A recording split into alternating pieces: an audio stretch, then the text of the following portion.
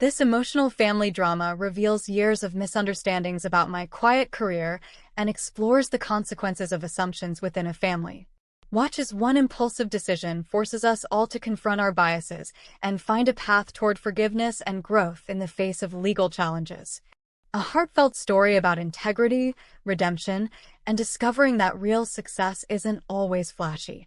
Perfect for fans of family betrayal stories with uplifting resolutions.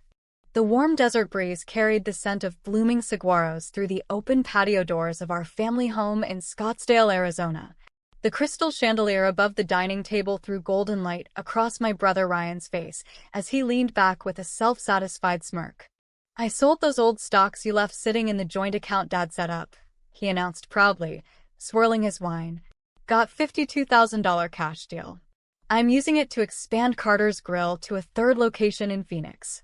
I set my fork down slowly, my heart rate steady despite the bombshell.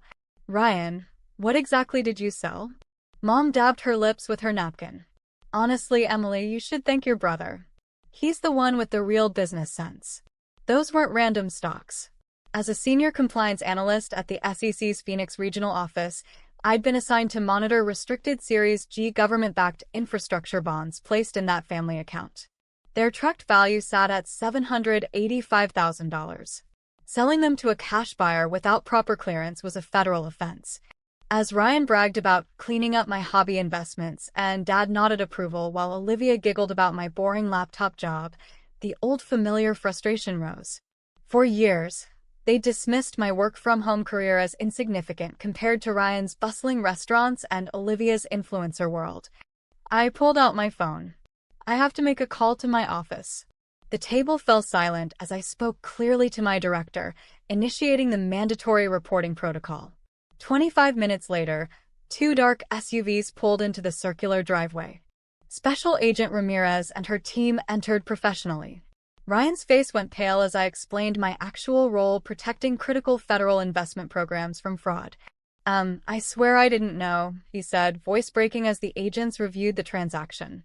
"I thought I was helping the family portfolio. The investigation was thorough but fair. Because I reported it immediately and the buyer was identified quickly, Ryan qualified for a plea agreement. Full restitution of the funds, 2 years of probation, community service teaching financial literacy to local business owners, and significant fines that meant downsizing his expansion plans. It was a hard lesson, but one that saved him from prison time."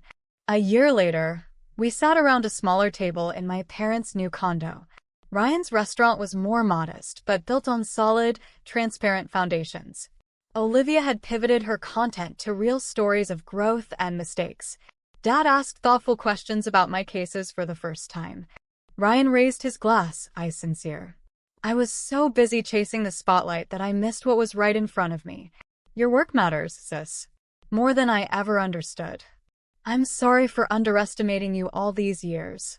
I smiled, warmth spreading through my chest. "And I'm sorry I never pushed harder to explain it. Family means we communicate, even when it's uncomfortable." As the Arizona stars twinkled outside, our family felt closer than ever. The crisis had stripped away the pretenses, revealing that true strength often lies in the quiet dedication we overlook.